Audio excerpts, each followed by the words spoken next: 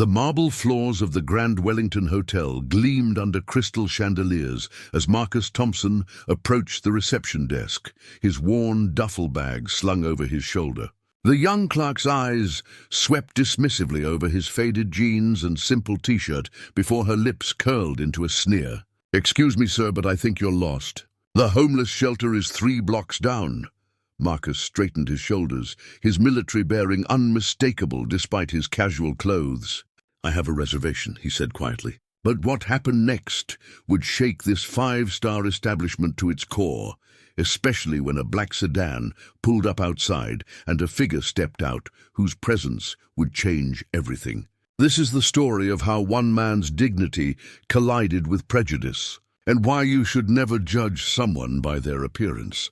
Before we jump back in, tell us where you're tuning in from, and if this story touches you, make sure you're subscribed, because tomorrow I've saved something extra special for you. The afternoon sun cast long shadows across downtown Chicago as Marcus Thompson stepped out of the yellow taxi onto Michigan Avenue. The Grand Wellington Hotel towered before him, its imposing facade of polished granite and gleaming windows reflecting the bustling city around it.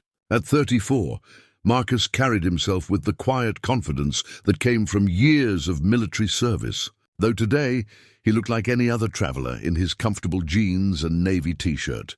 He'd specifically chosen casual clothes for this trip. After 12 years in the army, including 3 tours overseas, Marcus had grown tired of the constant attention his uniform brought. Sometimes a man just wanted to blend in, to be treated like everyone else. Today was supposed to be simple. Check into his hotel, attend his younger sister's wedding rehearsal dinner, and enjoy a rare moment of peace. The Grand Wellington was Sarah's choice. His sister had insisted on booking him a room at Chicago's most prestigious hotel, despite his protests about the expense. "You deserve this, Marcus," she'd said during their last phone call. "After everything you've been through, after all those years serving our country, let me do this one thing for you." He'd finally relented, knowing how important it was to her. As the automatic doors whispered open, Marcus was struck by the hotel's opulent interior.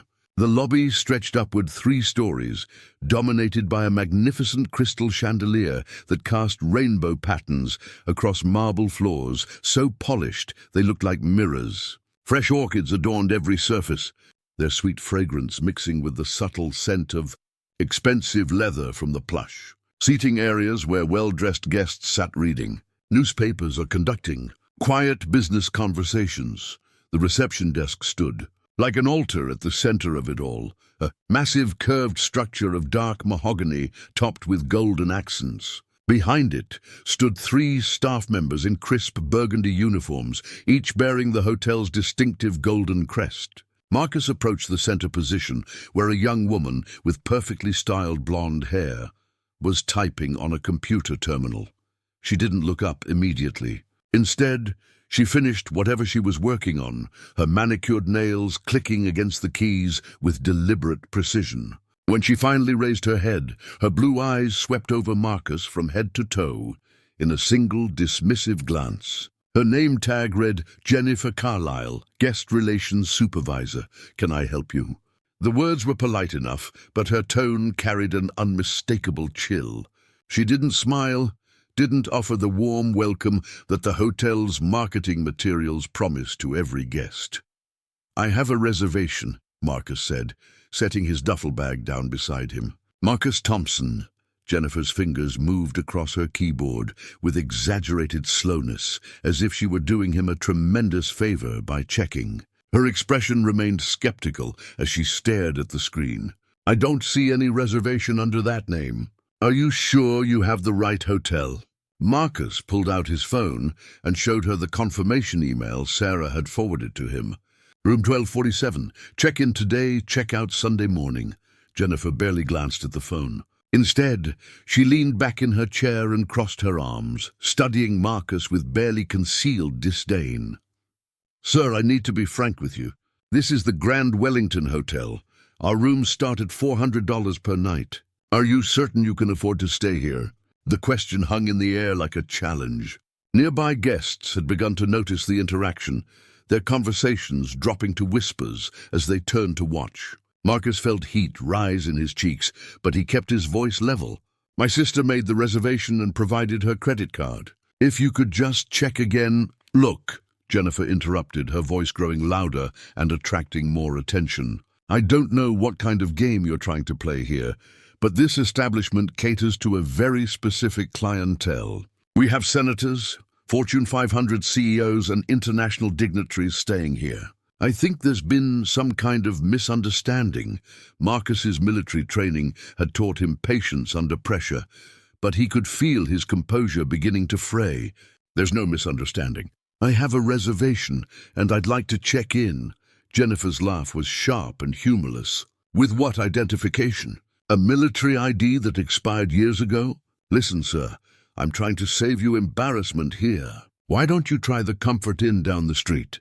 I'm sure they'd be more accommodating to someone in your situation." The lobby had grown noticeably quieter. Other staff members had begun to gather, watching the scene unfold with expressions ranging from curiosity to amusement. Marcus noticed a security guard positioning himself nearby, his hand resting casually on his radio. "My situation?" Marcus asked, his voice dangerously quiet. "You know what I mean," Jennifer said, her mask of professionalism finally slipping away entirely. "Look at yourself. Look at how you're dressed, that old bag, the way you carry yourself. You clearly don't belong in a place like this. Grand Wellington has a reputation to maintain, and frankly, having people like you wandering around the lobby isn't good for our image." The words hit Marcus like physical blows. He'd faced enemy fire, had pieces of shrapnel removed from his leg, had watched good soldiers fall beside him in foreign deserts. But somehow, standing in this marble palace surrounded by whispers and stares, he felt more vulnerable than he ever had in combat. "I served 3 tours in Afghanistan," he said quietly, not as a boast, but as a simple statement of fact. "I earned a Bronze Star and 2 Purple Hearts. I'm here for my sister's wedding, and I just want to check into my room." Jennifer's expression didn't soften. If anything, it grew colder. "Well, that's very nice, but your military service doesn't change the fact that you don't have a valid reservation. And even if you did, I'm not sure you understand the kind of establishment this is. Our guests expect a certain atmosphere. They pay premium prices for an exclusive experience, and part of that experience is not having to encounter, well, people who might make them uncomfortable." The security guard stepped forward, his bulk casting a shadow over Marcus. "Is there a problem here, Miss Carlyle?" "No problem, Randy. This gentleman was just leaving. He seems to have gotten confused about his hotel arrangements." Marcus looked around the lobby at the faces watching him, some curious, some pitying, others openly hostile. He thought about his sister Sarah, probably at this very moment putting finishing touches on her rehearsal dinner preparations. He thought about the phone call he'd have to make, explaining why he couldn't stay at the hotel she'd so carefully chosen for him. He thought about finding another place to stay at the last minute in downtown Chicago during wedding season. But more than anything, he thought about the young soldiers he'd commanded, men and women who'd looked up to him, who'd trusted him to lead them through the worst situations imaginable. What would they think if they could see him now, being dismissed and humiliated by a hotel clerk who'd probably never faced anything more challenging than a difficult room service order? "I'd like to speak to your manager," Marcus said, his voice steady despite the storm of emotions raging inside him. Jennifer's smile was triumphant. "Mr. Davidson is in meetings all afternoon, but I'm sure he'd tell you the same thing I'm telling you now. This isn't the place for you. There are plenty of other hotels in Chicago that would be more suitable." Marcus stood frozen in the marble lobby, the weight of a dozen stairs pressing down on him like a physical force. The security guard, Randy, had positioned himself strategically between Marcus and the reception desk, his stance making it clear that any sudden movement would be unwelcome. The whispered conversations around him grew more animated as other guests began pulling out their phones. some pretending to check messages while actually recording the unfolding drama. "Sir," Randy said, his voice carrying the practiced authority of someone accustomed to removing unwanted visitors. "Miss Carlyle has explained the situation. I think it would be best if you collected your belongings and found accommodations elsewhere." Marcus's fingers tightened around the strap of his duffel bag. In Afghanistan, he'd learned to read situations quickly, to identify threats, assess escape routes, and determine when to fight and when to retreat strategically. Right now, every instinct screamed that he was outnumbered and outgunned. Not by enemy combatants, but by prejudice disguised as policy. "I'm not leaving until I speak with the manager," Marcus said, his voice carrying across the suddenly hushed lobby. "This is discrimination, plain and simple." Jennifer Carlyle's laugh was sharp enough to cut glass. "Discrimination?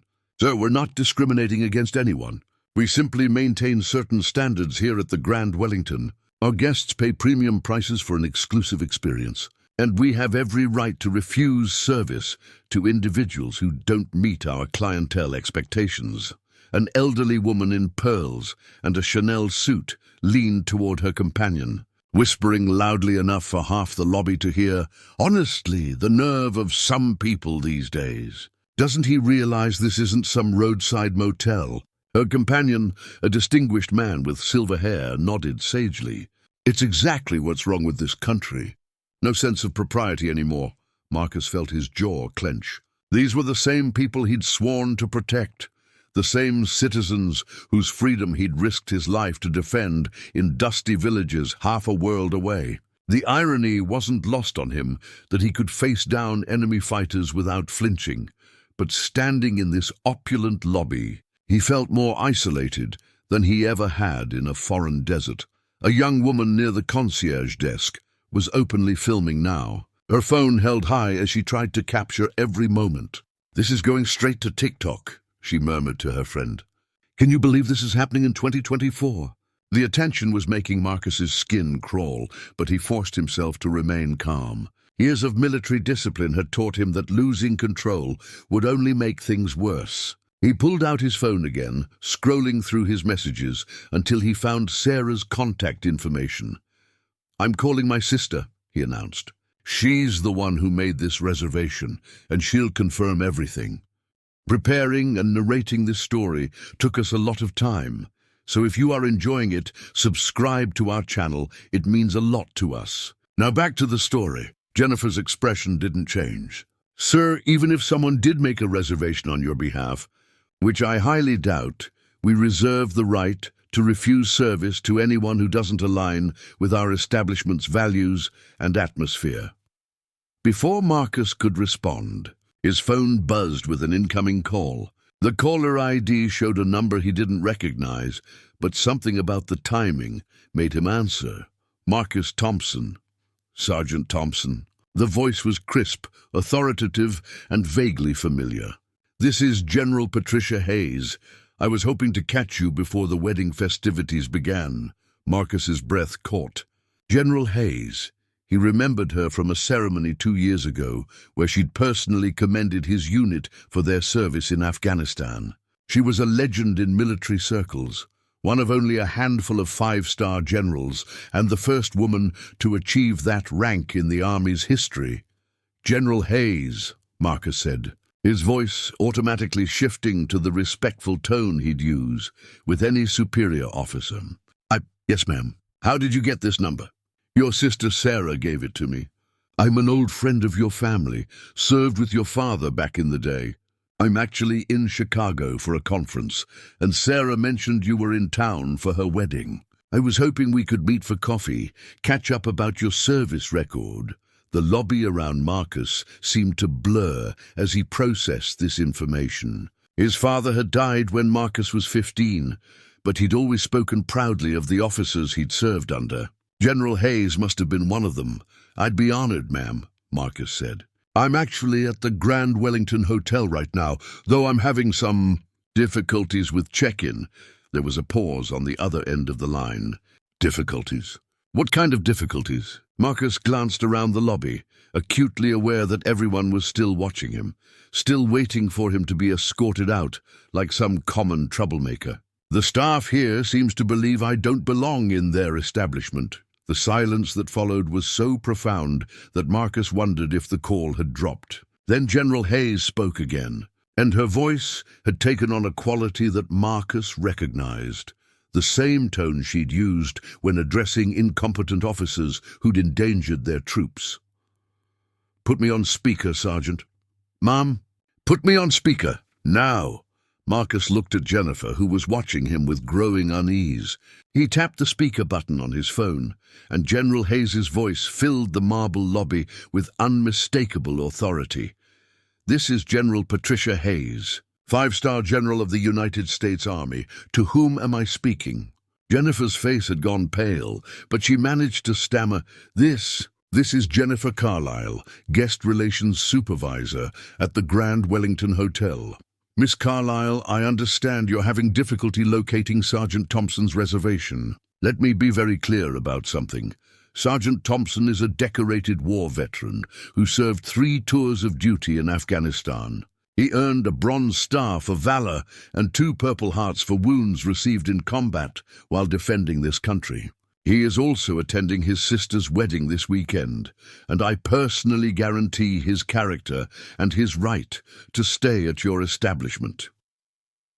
The lobby had fallen completely silent. Even the ambient music seemed to have stopped. Randy, the security guard, had taken a step back, his hand no longer resting on his radio. The guests, who had been watching the spectacle with amusement, now looked uncomfortable, as if they'd suddenly realized they were witnessing something far more serious than they'd initially understood. "General Hayes," Jennifer began, her voice shaking slightly. We have policies about. We maintain certain standards." "Standards?" The general's voice could have frozen water. "What exactly are those standards, Miss Carlyle? Because from what I'm hearing, it sounds like you're judging one of America's finest soldiers based on his appearance rather than his character or his confirmed reservation." Marcus watched as Jennifer's professional composure crumbled entirely. She was frantically typing on her computer now, her fingers flying across the keyboard as she searched through reservation systems she should have checked thoroughly 20 minutes ago. I found the reservation," she whispered, her voice barely audible. "Room 1247, presidential suite level, paid in full through Sunday morning." "Excellent," General Hayes said, her tone suggesting this was exactly what she'd expected to hear. "Now, Miss Carlyle, I want you to personally escort Sergeant Thompson to his room. Ensure he has everything he needs, and provide him with the level of service that the Grand Wellington Hotel promises to all its guests. Is that understood?" "Yes, ma'am." "Absolutely, ma'am. Furthermore, I'll be arriving at the hotel in approximately 15 minutes. I trust that when I walk through those doors, I'll find that Sergeant Thompson has been treated with the respect and dignity that every American hero deserves." The line went dead, leaving the lobby in stunned silence. Marcus looked around at the faces that had been so dismissive moments before, now studying him with new eyes, some filled with shame, others with curiosity, and a few with what might have been newfound respect. Jennifer Carlyle stood behind the reception desk like a woman facing execution, her hands trembling as she reached for a key card. "Mr. Thompson," she said, her voice barely above a whisper, "please allow me to escort you to your room." The elevator ride to the presidential suite level was the most uncomfortable 90 seconds of Jennifer Carlyle's career. She stood rigid against the polished brass wall, stealing nervous glances at Marcus Thompson, who remained perfectly composed despite everything that had just transpired. The key card in her trembling hand felt like it weighed 1,000 pounds. "Mr. Thompson," she began, her voice cracking slightly, "I want to apologize for the confusion downstairs. Sometimes our computer systems can be unreliable." Marcus said nothing. He simply watched the floor numbers climb steadily upward. 8. Bling, 10. Each ascending digit seemed to match the growing weight of realization settling over Jennifer. She wasn't dealing with some random troublemaker off the street. This man was connected to a five-star general, someone who could end her career with a single phone call. The elevator chimed softly as they reached the 12th floor, and the doors slid open to reveal a hallway that looked more like an art gallery than a hotel corridor. Plush carpeting muffled their footsteps as Jennifer led the way past oil paintings and marble sculptures that probably cost more than most people's annual salaries. Room 1247 sat at the end of the hall, its mahogany door bearing a discreet brass placard that read Lincoln Presidential Suite. Jennifer's hand shook as she inserted the key card, the electronic lock responding with a green light and a soft click. "This is one of our finest accommodations," she said, pushing the door open to reveal a space that was more apartment than hotel room. Floor-to-ceiling windows offered a panoramic view of Lake Michigan, while elegant furnishings filled a living area large enough to host a dinner party. "The bedroom is through those double doors, and there's a full kitchen, office space," and she trailed off as Marcus stepped past her into the suite. He set his duffel bag down on the Italian leather sofa and turned to face her. For a moment, Jennifer thought he might say something, accept her apology, perhaps, or acknowledge her obvious distress. Instead, he simply looked at her with eyes that had seen too much to be impressed by luxury or intimidated by authority. "Will there be anything else, Mr. Thompson?" she asked, desperate to escape the weight of his silent judgment. "Actually, yes," Marcus said quietly. "I'd like you to think about something while you're waiting for General Hayes to arrive. I've spent the last 12 years defending this country and the principles it stands for. One of those principles is that people should be judged by their character, not their appearance or their bank account. When you looked at me downstairs, what exactly did you see?" Jennifer's mouth opened and closed, like a fish gasping for air. She wanted to explain that she was just doing her job, that the hotel had policies, that she wasn't really prejudiced, just careful about maintaining standards. But under Marcus's steady gaze, all her excuses crumbled to dust. I made a mistake," she whispered. "A terrible mistake." Marcus nodded once, then moved toward the windows overlooking the lake. "Yes, you did. The question now is what you're going to do about it." Jennifer fled from the suite as if it were on fire, her heels clicking frantically against the marble floor as she rushed back to the elevator. Her mind raced as she descended toward what felt like an inevitable reckoning. General Hayes would be arriving soon, and there was no telling what consequences might follow. Back in the lobby, the atmosphere had shifted dramatically. Word of the phone call had spread through the staff like wildfire, and everyone was suddenly finding reasons to be busy near the reception area. Hotel manager Robert Davidson had emerged from his office, his usually perfect composure showing cracks of genuine panic. "What exactly happened?" he demanded as Jennifer approached the desk. "I got 3 different versions from 3 different people, and none of them make sense." Jennifer quickly recounted the events, watching Davidson's face grow paler with each detail. When she finished, he stared at her in stunned silence for nearly 30 seconds. "You refused service to a decorated war veteran because he wasn't dressed well enough?" His voice was barely controlled fury. "Do you have any idea what kind of PR nightmare this could become? Do you understand that we could lose our 5-star rating over something like this? Mr. Davidson, I thought I was protecting the hotel's reputation by humiliating a Bronze Star recipient in front of a lobby full of guests." Davidson's voice rose enough to attract attention from nearby patrons. "Jennifer, in my 20 years in hospitality, this might be the single worst judgment call I've ever witnessed." Before Jennifer could respond, the hotel's automatic doors whispered open, and the lobby fell into expectant silence. A woman in an immaculate military dress uniform strode through the entrance with the bearing of someone accustomed to command. General Patricia Hayes was smaller in stature than her reputation might suggest, but her presence filled the space with undeniable authority.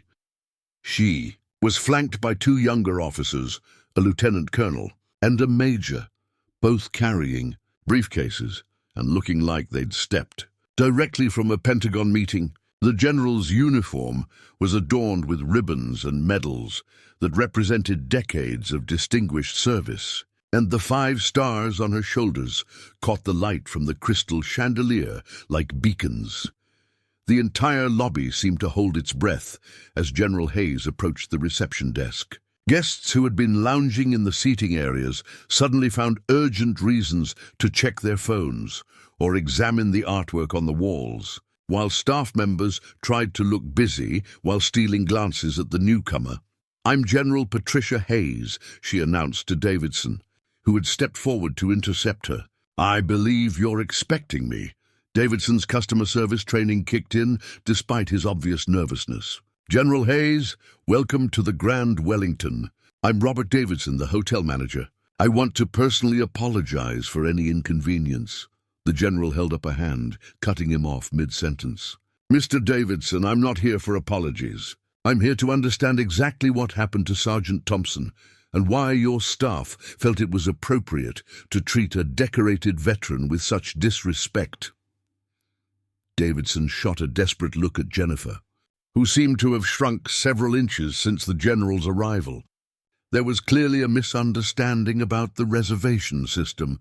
"Mr. Davidson," General Hayes interrupted again, her voice carrying the kind of authority that had commanded respect in war rooms and congressional hearings. "I've been in the military for 32 years. I've learned to recognize when someone is trying to spin a situation rather than address it directly. What I want to know is this: was Sergeant Thompson treated poorly because of how he looked, or was there genuinely a problem with his reservation?" The silence that followed was so complete that the ambient sounds of the hotel, the soft jazz music, the distant hum of air conditioning, the quiet conversations from the restaurant, seemed to amplify. Davidson looked like a man facing a court-martial. "General," he began slowly, "based on my preliminary investigation, it appears that the reservation was valid and easily accessible in our system. The issue seems to have been one of assumptions made by my staff about Mr. Thompson's suitability as a guest." General Hayes nodded grimly. "In other words, your employee saw a man in casual clothes and decided he couldn't possibly belong in your establishment. Is that an accurate assessment?" Davidson's Adam's apple bobbed as he swallowed hard. "That appears to be the case, yes, ma'am." The general turned her attention to Jennifer, who looked like she wished she could disappear into the marble floor. "Miss Carlyle, I believe you were the employee who initially refused Mr. Thompson's service." "Yes, ma'am," Jennifer whispered, her voice barely audible. "I served in combat zones where split-second decisions meant the difference between life and death," General Hayes said, stepping closer to the reception desk. "I learned to assess situations quickly and accurately, but I also learned that first impressions can be dangerously misleading. An enemy combatant might look like a harmless civilian, while one of our greatest heroes might be wearing torn fatigues and covered in dust from battle." She paused, letting her words sink in before continuing. "Sergeant Thompson saved lives in Afghanistan. He carried wounded soldiers to safety under enemy fire. He showed courage that most people can't even imagine. And you judged him unworthy of your hotel because he chose to wear comfortable clothes on his day off." Jennifer's composure finally cracked completely. Tears began streaming down her face as the full weight of her actions crashed over her like a tidal wave. "I'm so sorry," she sobbed. "I didn't know. I thought I was just—" "You thought you were just what, Miss Carlyle?" the general asked, her voice softer now but no less intense. "Protecting your hotel from undesirable guests? Maintaining standards? Tell me, what exactly did you think Sergeant Thompson was going to do? Steal the silverware? Frighten away your wealthy clientele with his presence?" The lobby of the Grand Wellington had transformed into something resembling a military tribunal, with General Hayes presiding over what felt like an impromptu court of justice. Jennifer Carlyle stood trembling behind the reception desk, mascara streaking down her cheeks as she struggled to find words that might somehow undo the catastrophe she'd created. "I want to tell you about Sergeant Thompson," General Hayes continued, her voice carrying to every corner of the now silent lobby. On March 15th, 2019, his convoy hit an IED outside Kandahar. The explosion flipped their vehicle, trapping 2 soldiers underneath burning wreckage. While enemy fighters opened fire from the surrounding hills, Sergeant Thompson crawled through 50 yards of open ground under heavy gunfire to reach his men.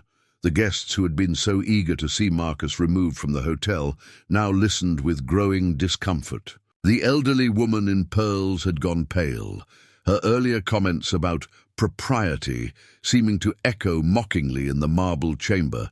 He pulled Private Rodriguez out first, the general went on, dragging him to safety while shrapnel tore through his own leg. Then he went back for Corporal Martinez, even though the vehicle was fully engulfed in flames by then. The medical report later showed he had second-degree burns on 40% of his body from that rescue. Jennifer's sobs had grown louder, but General Hayes showed no sign of stopping her account. When the medevac helicopter arrived, Sergeant Thompson refused treatment until both his men were loaded aboard.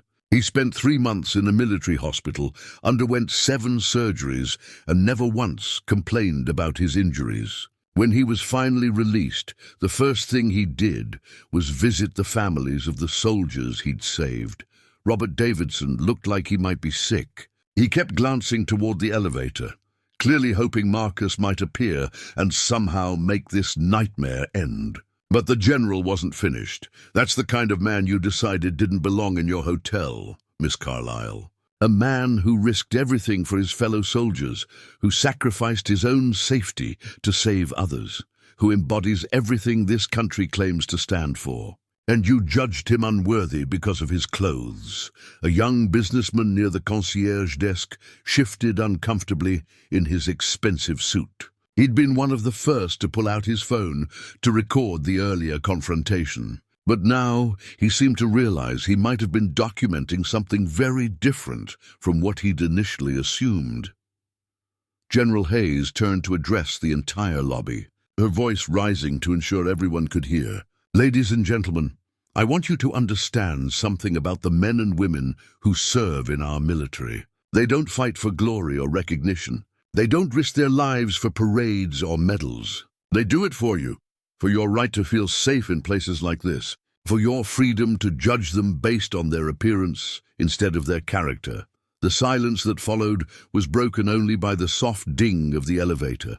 All eyes turned as the doors slid open to reveal Marcus Thompson, who had clearly heard enough of the conversation to understand what was happening. He stepped into the lobby with the same quiet dignity he'd shown earlier, but now his presence seemed to command a different kind of attention. General Hayes, Marcus said, his voice carrying across the space with military precision. I appreciate what you're doing here, but this isn't necessary. The general turned to face him, and for the first time since her arrival, her expression softened slightly. Sergeant Thompson, what happened to you today is exactly what's necessary to address. This kind of prejudice is everywhere, Marcus interrupted gently, and it's not going to be solved by making examples of people in hotel lobbies. Miss Carlyle made a mistake, but I don't think she's a bad person. She's just someone who's never learned to look past the surface. Jennifer looked up through her tears, clearly shocked that Marcus was defending her after everything she'd put him through. The irony wasn't lost on anyone in the lobby. The man who'd been humiliated was now showing more grace than anyone else in the room. General Hayes studied Marcus's face, reading something there that others might have missed. You're a better man than I am, Sergeant. If someone had treated me the way Miss Carlyle treated you, I'm not sure I'd be so forgiving. Marcus walked over to the reception desk, where Jennifer still stood frozen in her shame and regret. The lobby held its collective breath as he approached, uncertain what he might say or do. Miss Carlyle, he said quietly, look at me. Jennifer raised her eyes reluctantly, expecting to see anger or condemnation.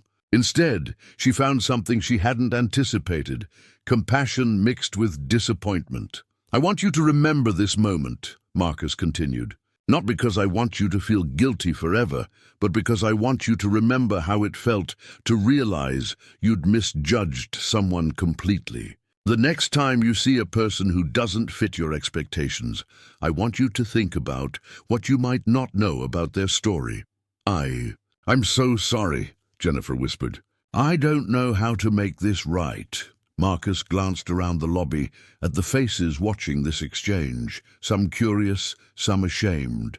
Others seeming to genuinely absorb the lesson being taught in real time. You make it right by doing better next time, he said simply, by giving people the benefit of the doubt instead of the burden of your assumptions. By remembering that everyone who walks through these doors is fighting battles you know nothing about. Robert Davidson stepped forward, his face still flushed with embarrassment. Mr. Thompson, I want to personally assure you that the Grand Wellington will be conducting a complete review of our policies and procedures. This kind of treatment is completely unacceptable, and there will be consequences. Mr. Davidson, Marcus replied, I don't want anyone to lose their job over this. I just want people to learn from it. Miss Carlyle isn't the only person who makes snap judgments based on appearance. She's just the one who got caught doing it today. General Hayes watched this exchange with what might have been pride. Sergeant, you continue to exemplify the best qualities of military leadership, showing mercy when you have every right to seek justice. An older gentleman who had been sitting in one of the leather chairs near the fireplace suddenly stood up. He was well dressed in an expensive suit, with silver hair and the bearing of someone accustomed to authority. Several people in the lobby seemed to recognize him, their expressions shifting to surprise and curiosity. Excuse me, he said, his voice carrying easily across the space. I'm Senator William Crawford, and I feel compelled to speak up here. The announcement sent a ripple of whispers through the lobby. Senator Crawford was a prominent figure in Illinois politics, known for his work on Veterans Affairs committees. I've been sitting here listening to this conversation, he continued, approaching the group around the reception desk, and I have to say, Sergeant Thompson, your response to this situation is exactly what's been missing from our national dialogue about respect and dignity. He turned to address the entire lobby, his political instincts taking over. Too often we see people respond to prejudice with anger and demands for punishment. But what I've witnessed here today is something far more powerful. A man who chose education over retribution, understanding over vengeance. Marcus looked uncomfortable with the attention. But Senator Crawford wasn't finished. I'm going to be sharing this story with my colleagues in Washington, the senator declared. Not because I want to embarrass the Grand Wellington Hotel, but because I think America needs to hear about veterans like Sergeant Thompson, men and women who continue to serve their country even after they've taken off the uniform, who show us what true leadership looks like. The crowd of onlookers had grown considerably. Hotel staff members were emerging from back offices and service areas, drawn by the commotion and the presence of both a five-star general and a United States senator. Other guests had abandoned any pretense of minding their own business, openly gathering around to witness what had become an impromptu lesson in human dignity. A young woman with a press badge hanging from her purse stepped forward. "Excuse me, I'm Rebecca Martinez from the Chicago Tribune. Would it be possible to get a statement about what happened here today?" Marcus immediately shook his head. No interviews, no statements. This isn't about publicity, but General Hayes had a different perspective. Actually, Sergeant, I think this story needs to be told. Not to shame anyone, but to remind people that heroism doesn't always look the way they expect it to. The lobby of the Grand Wellington Hotel had become an unlikely amphitheater of human transformation. What had begun as a simple case of prejudice and discrimination had evolved into something far more profound, a masterclass in dignity, forgiveness, and the power of redemption. As Rebecca Martinez from the Chicago Tribune prepared her recording equipment, Marcus Thompson found himself at the center of a moment that would resonate far beyond the marble walls of this luxury hotel. "I understand your reluctance, Sergeant," General Hayes said, her voice gentle but firm. "But sometimes the most important battles we fight aren't on foreign soil. Sometimes they're right here at home, in places like this, where people need to be reminded of what real heroism looks like. Senator Crawford nodded in agreement. The American people need to hear stories like yours, Sergeant Thompson. In an era where we're constantly divided by politics and ideology, your response to this situation shows us something we desperately need to see. That strength isn't about seeking revenge, but about choosing to build bridges instead of walls.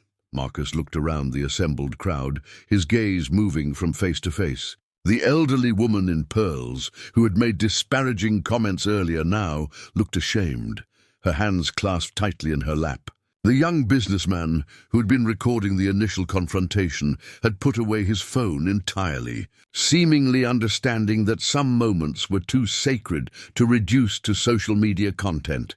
But it was Jennifer Carlyle who drew his attention most.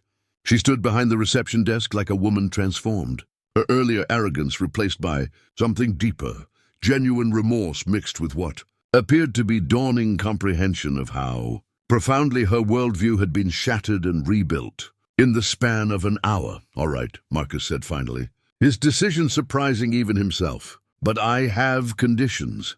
Rebecca Martinez stepped forward eagerly, but Marcus held up a hand to stop her before she could speak. "First, this isn't about me. If you're going to tell this story, make sure people understand that there are thousands of veterans dealing with similar treatment every day. I'm not special. I just happen to have someone with stars on her shoulders to make a phone call." General Hayes smiled at this, recognizing the selflessness that had made Marcus such an exceptional soldier. "Second," Marcus continued, "Miss Carlyle's name doesn't get dragged through the mud. She made a mistake, she's learned from it, and that should be the end of her public humiliation." Jennifer's eyes filled with fresh tears, but these were different from the tears of shame she'd shed earlier. These were tears of gratitude for mercy she hadn't expected and probably didn't deserve. "And third," Marcus said, turning to face Robert Davidson, "I want to see real change here. Not just policy updates that get filed away and forgotten, but actual training for your staff about unconscious bias and how to treat every guest with dignity, regardless of their appearance." Davidson nodded vigorously. "Absolutely, Mr. Thompson. In fact, I'd like to ask if you'd consider consulting with us on developing that training program. We'd pay you, of course, and I don't want your money," Marcus interrupted. "But I'll help you develop the program on one condition. You implement it chain-wide, not just at this location. If the Grand Wellington is serious about change, make it comprehensive." "Done," Davidson said without hesitation. "I'll contact corporate headquarters tonight." Rebecca Martinez had been taking notes throughout this exchange, and now she looked up with barely contained excitement. "Sergeant Thompson, can you tell me about the moment when you realized the hotel staff was judging you based on your appearance? What went through your mind?" Marcus was quiet for a long moment, considering his response carefully. When he spoke, his voice carried the weight of experience far beyond his 34 years. "You know, it wasn't anger that hit me first," he said. "It was disappointment. I've spent 12 years serving a country where I still believe, that people are judged by their actions, not their appearances. Standing in this lobby, being told I didn't belong, I felt like I was fighting a different kind of war, not against an enemy with guns and bombs, but against assumptions and prejudices that are sometimes harder to defeat than any foreign adversary." He paused, glancing at Jennifer, who was listening intently to every word. "But here's what I've learned from my military service," Marcus continued. "The enemy isn't always the person pulling the trigger. Sometimes the enemy is the ignorance that loaded the weapon in the first place. Miss Carlyle wasn't malicious. She was just operating from a place of limited understanding. And you can't defeat ignorance with anger. You can only defeat it with education and patience." Senator Crawford leaned forward, clearly moved by Marcus's words. "That's exactly the kind of wisdom we need more of in Washington. Have you ever considered public service, Sergeant?" Marcus actually smiled at this. "Senator, with all due respect, I think I can do more good working with people one at a time than I could navigating the political system. But I appreciate the sentiment. An older African-American gentleman who had been quietly observing from near the hotel restaurant stepped forward. "Excuse me, son," he said, his voice carrying the distinctive cadence of the Deep South. "I'm Reverend James Washington from Trinity Baptist Church here in Chicago. I've been listening to this conversation, and I want you to know that your response to this situation reminds me of another soldier I once knew." The Reverend's presence seemed to command immediate respect from everyone in the lobby. Even General Hayes straightened slightly, recognizing the gravity in the older man's voice. "That soldier also faced discrimination and hatred," Reverend Washington continued. "But instead of responding with bitterness, he chose to respond with love. Instead of seeking revenge, he sought understanding. His name was Medgar Evers, and he taught me that the most powerful weapon against prejudice isn't anger, it's grace." The comparison to the legendary civil rights activist sent a visible shiver through the assembled crowd. Marcus looked genuinely uncomfortable with the comparison. But the Reverend wasn't finished. "What I witnessed here today," the Reverend said, his voice rising with the passion of someone accustomed to speaking truth to power, "is the same spirit that has always moved our nation forward. Not the spirit of division and retribution, but the spirit of forgiveness and growth." He turned to address Jennifer directly. "Young lady, you have been given a precious gift today. The gift of seeing your own prejudices clearly and having the opportunity to change. Don't waste it." Jennifer nodded solemnly, her voice barely a whisper. "I won't, Reverend. I promise I won't." The hotel's general manager, who had been conferring quietly with several corporate executives who had arrived during the confrontation, stepped forward with what appeared to be a prepared statement. "Ladies and gentlemen," he announced, "the Grand Wellington Hotel Group wants to make a public commitment today, effective immediately. We are establishing the Marcus Thompson Veterans Dignity Initiative, a comprehensive program to ensure that all military veterans receive the respect and recognition they deserve at every one of our properties worldwide." Marcus started to object, clearly uncomfortable with having his name attached to the program. But the general manager held up a hand. "Furthermore," he continued, "we are partnering with the Veterans Administration to provide free accommodations for veterans and their families during medical treatments at VA hospitals near our properties. This is our way of saying that we don't just welcome veterans, we honor them." The announcement drew spontaneous applause from the gathered crowd, but Marcus remained focused on the bigger picture. "That's generous," he said. "But don't let grand gestures replace the simple work of treating people with basic human dignity. The veteran checking in tomorrow in his dress uniform will be easy to honor. The real test will be how you treat the veteran in work clothes, or the one struggling with PTSD who might seem a little different, or the one whose injuries aren't visible but are just as real."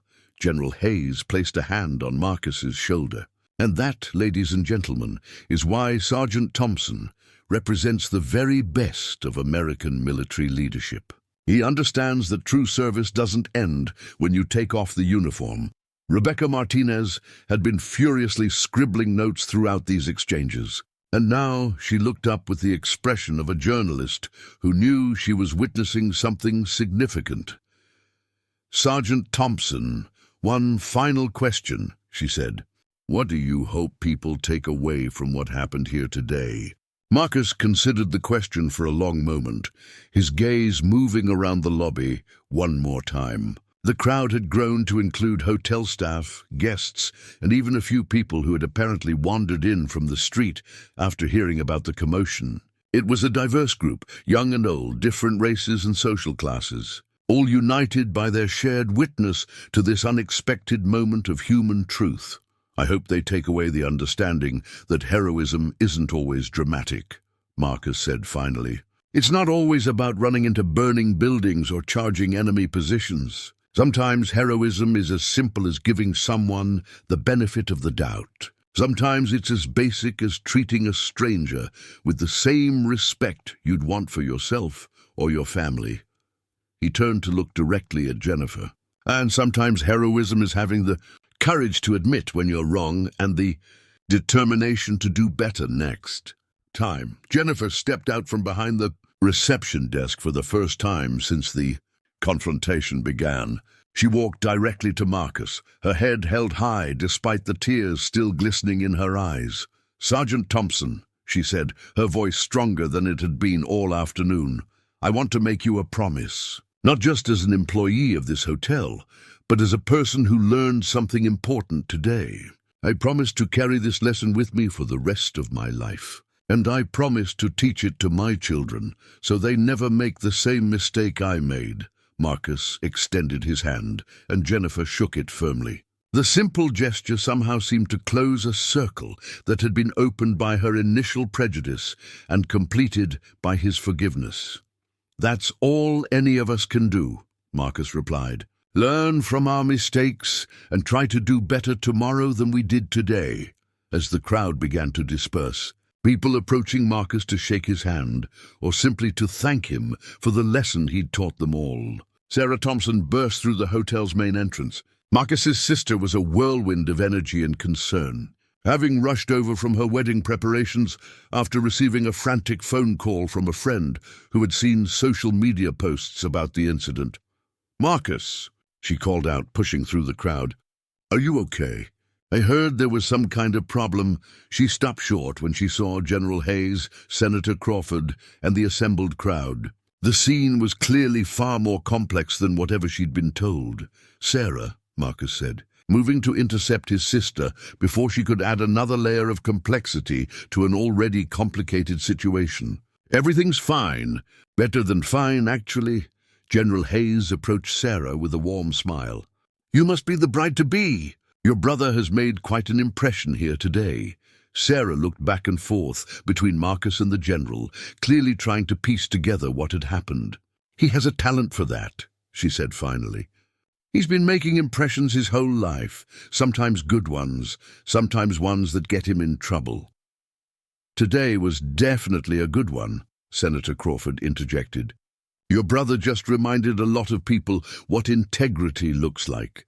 As the various dignitaries began to take their leave, exchanging business cards and making promises to stay in touch, Marcus found himself standing once again in the lobby where his day had begun so differently. But now, instead of feeling like an unwelcome intruder, he felt something he hadn't experienced in a long time. Hope. Hope that people could change. Hope that prejudice could be overcome with patience and understanding. Hope that the values he'd fought to defend overseas might actually take root in the soil of everyday American life. Jennifer Carlyle approached him one final time as he prepared to return to his suite. "Sergeant Thompson," she said, "I know this might sound strange, but thank you. Thank you for not letting me stay the person I was this morning. Thank you for showing me who I could become instead." Marcus smiled, the first genuine, unreserved smile he'd shown since walking into the hotel. "We all have the capacity to become better versions of ourselves, Miss Carlyle. Today just happened to be your day to start." As the elevator doors closed behind Marcus and Sarah, carrying them back up to the presidential suite where this transformation had begun, the lobby of the Grand Wellington Hotel settled back into its normal rhythm. But something fundamental had changed in that marble and crystal space. The staff moved with a different awareness, looking at each guest with fresh eyes. The remaining visitors seemed more conscious of their own assumptions and biases. And in the minds of everyone who had witnessed the afternoon's events, the seed of a simple but powerful truth had been planted. True strength isn't about having the power to hurt others. It's about having the power to heal them instead. The story of what happened at the Grand Wellington Hotel that day would indeed make headlines, just as Rebecca Martinez had predicted. But more importantly, it would make a difference in the lives of countless individuals who read it, heard about it, or experienced its ripple effects in their own communities, because sometimes, in the most unexpected places and the most ordinary moments, heroes emerge not with swords and shields, but with patience and grace. And sometimes that's exactly the kind of hero the world needs most. Up next, you've got two more standout stories right on your screen. If this one hits the mark, you won't want to pass these up.